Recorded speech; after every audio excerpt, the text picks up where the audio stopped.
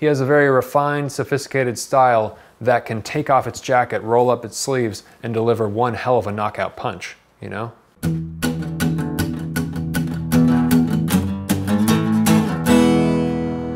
than food, man. Good morning, everyone. Welcome to Better Than Food Book Reviews. I'm your host, Clifford Lee Sargent. Great to see you as always. Hope you're doing well. Get that coffee. There will be spoilers in this review. Just a warning. This was a gift from a very kind fan of the show. Thank you very much. Today is James Baldwin's collection of short stories, Going to Meet the Man. James Baldwin was an American essayist and novelist from New York. He wrote socially insightful stories about race, sex, as in gender and relationships between men and women, and class. He was a vocal critic of racism and also religion, or at least kind of the American version of Christianity.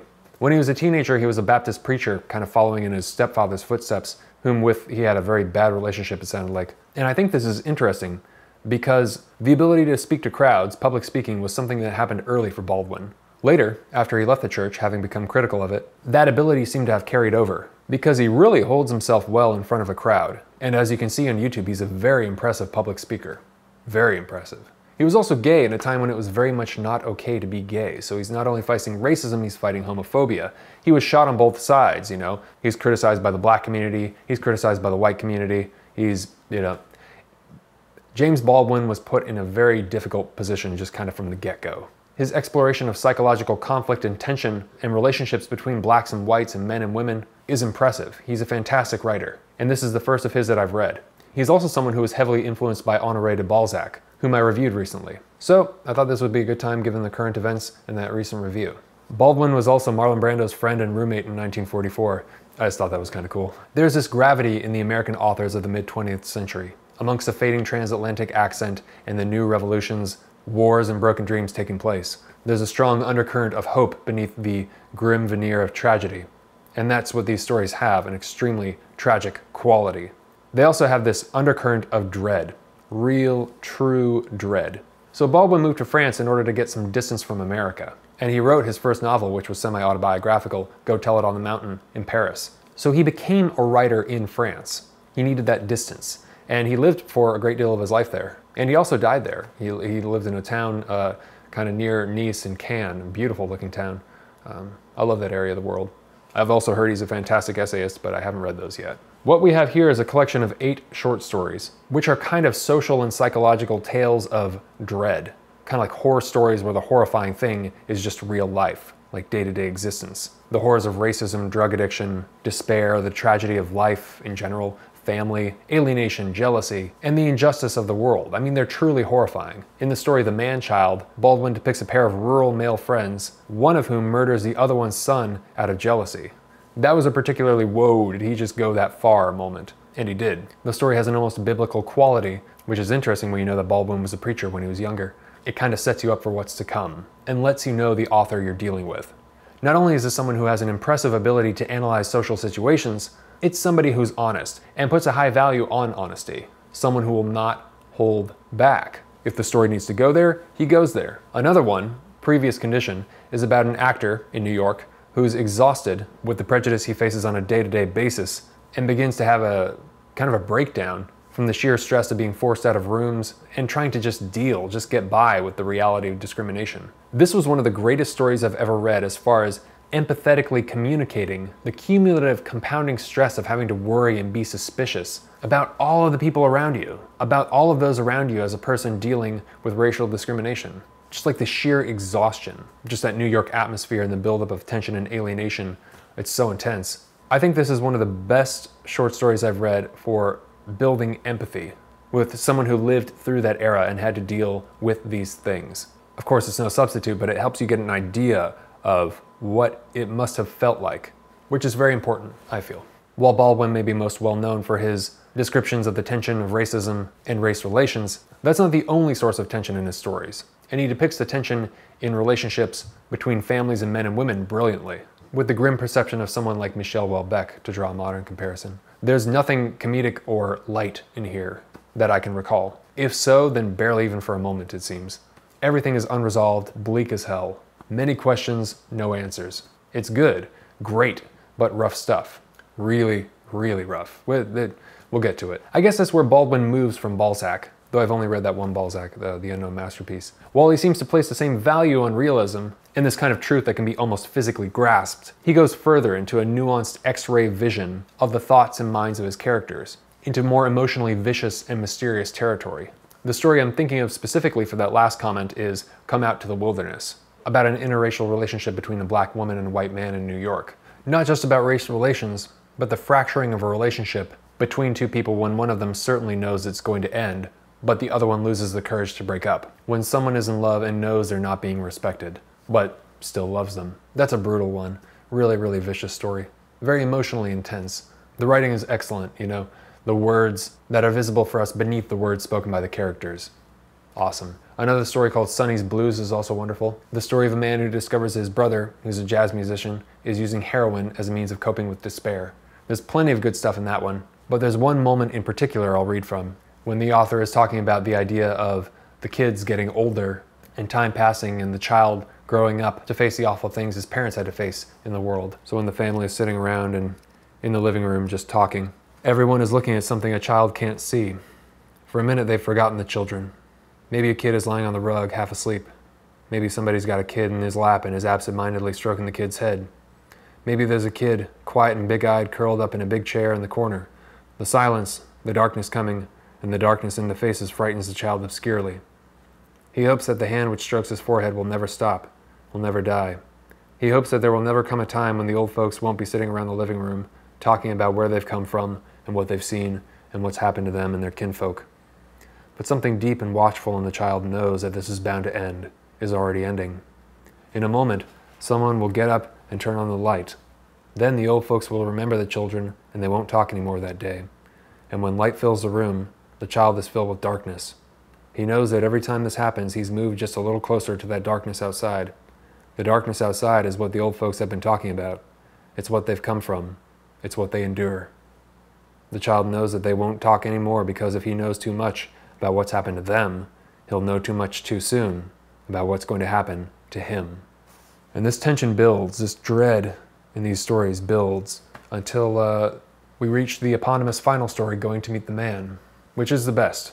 And that's saying a lot. Not only is it the best short story in the collection, it's one of the best short stories in history. It has to be. I mean, it's probably my favorite American short story.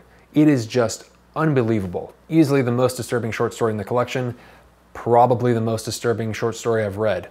Just hands down. It's about a racist sheriff who recalls a memory of his parents taking him to witness the murder of a black man by a white mob. I wish I could say it's not based on a true story. It is. It's based on the murder and lynching of a boy named Jesse Washington in 1916 in Waco, Texas. A boy who was accused of murdering a white woman named Lucy Fryer. He was torn apart and burnt alive by a white mob. And this was not a small event in real life, okay? This was thousands of people. This was thousands of people. And nobody did anything. Nobody did anything. That was just over 100 years ago, 104 years ago. I've linked to an NPR article below about the crime written by the descendant of Washington himself, who's also named Jesse Washington. We have no idea if he did it or not, but we have photos of what the white mob did to him, and they are beyond hideous. So you have a story that depicts what must be one of the ugliest crimes in American history. That is a horrific symbol of everything wrong with the historical abuse of power leading right up to today. And that is what the story is about. The atrocious abuse of power, specifically of white Americans on black Americans. Even aside from the content and political themes, which are obviously relevant and of great importance today, just from the point of view of literary craftsmanship, this is a fucking masterpiece of a short story. Just the doors that it opens up and the questions presented, the possibility of directions to go in with analysis, and the bridges it builds empathically, the uniqueness of the juxtaposition and content, the honesty in its depiction of violence, it's just phenomenal. Almost Freudian, like psychoanalytic. Baldwin takes no prisoners with this one. It is all on the table. If you don't have a strong stomach, I warn you, there's nothing left to the imagination. But you should read it anyways. Twice, at least. The story is juxtaposed with an episode of impotence on the sheriff's part, as he's lying in bed with his wife and can't get it up, but imagines what he could do to his wife if she was a black woman he was forcing into sexual acts, raping, which it's implied that he's done. Plenty. He recounts the day's events of beating, possibly killing, a defiant civil rights activist in a jail cell. And then he remembers the lynching and murder his parents took him to witness when he was a child. So Baldwin named the sheriff Jesse, you know? So this little boy who's watching the man burn is named Jesse, which was the name of the man who was actually burned. Yet another bridge of empathy built, right? Identification with the victim. Identification with the supposed enemy. And just to give you an idea of how intense this gets, the accused man makes eye contact with Jesse while he's sitting on his father's shoulders, right as a man with a knife castrates him. Then the townspeople proceed to tear him apart and burn him alive. Then, to top it all off, remembering the murder, the sheriff can get hard again, so he can fuck his wife. So what Baldwin has done is tie up this racism with masculine dominance and fear and sexuality in almost like a Freudian way, where it's like this really, really abhorrent dark thing is like unlocked and comes flooding back to the sheriff in the middle of this war that he's having against black people, essentially. And it's revealing all of these horrific things about him. This was an analysis I've linked to in the description from eNotes. I don't know who wrote it, but I thought this was good. Maybe there's the author on there, but I couldn't see it. What makes the story effective is a tension between the naturalism of the subject and much of the language, and the artistry that so clearly controls them. Baldwin is hardly prudish about the details of the realities of humanity's animalism, yet he responds to them with a refined sensibility. The artistic intelligence is evident even in the density of the text. I don't know, it's not that dense, I don't think. It's pretty readable. I mean, it's dense conceptually, no doubt, if that's what they're referring to. It's not difficult to read, but you know, there are so many layers to this thing that when you really get in there, it's very impressive.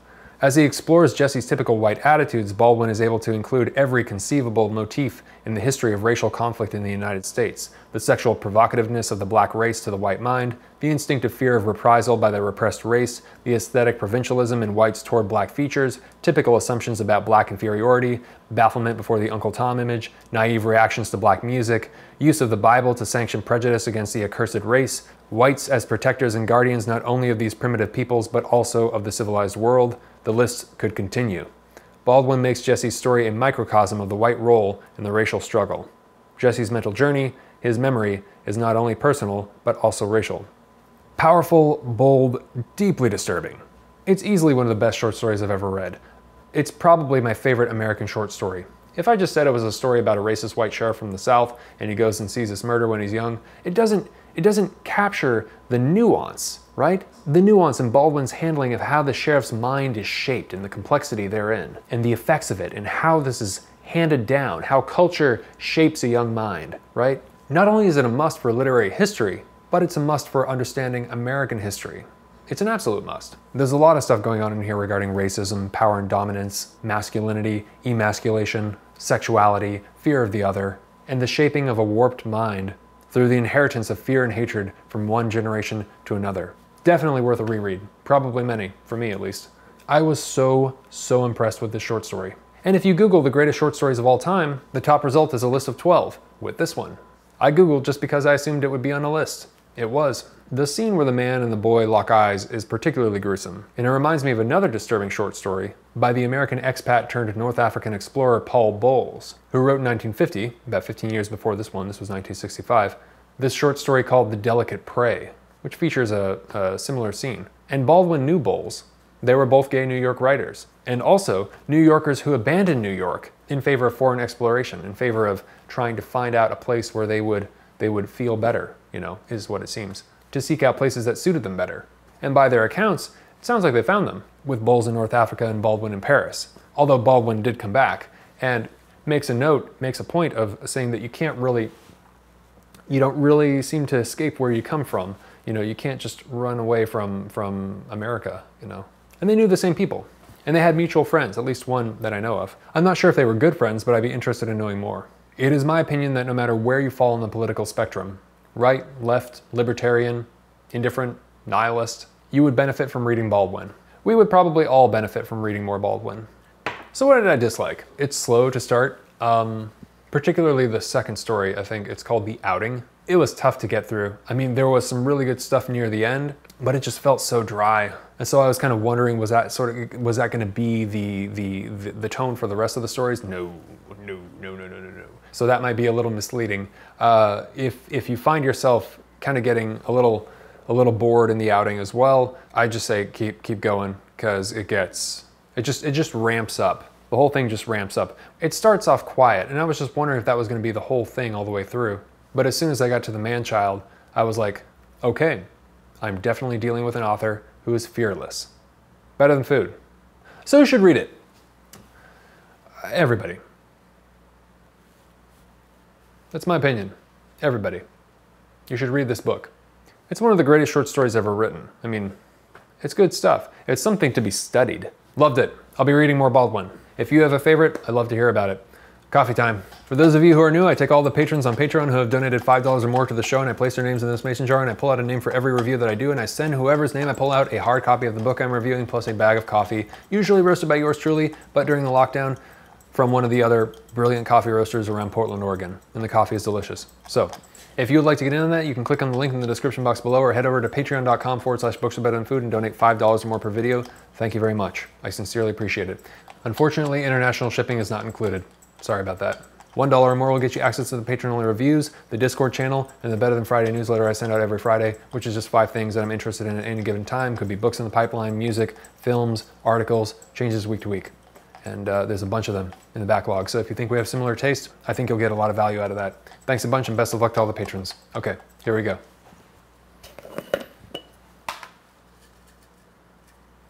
Breedy, or Bridie. Thank you very much, Breedy, or Bridie. You're going to receive Going to Meet the Man by James Baldwin, plus some delicious coffee. Thank you so much. Really appreciate it. Please subscribe if you haven't already, and please hit the thumbs up if you enjoyed this, and share this with somebody who you think would enjoy this book. And if you want to give me a follow on Instagram, I'd appreciate that as well. And yeah, that's all I've got for you today. Hope you're doing well. Thank you so much for watching. Great to see you as always. Take care of yourselves. Have a good night. And always remember, please always remember to bring a book. All right. Have a good night. Talk to you soon. Take care of yourselves. Ciao.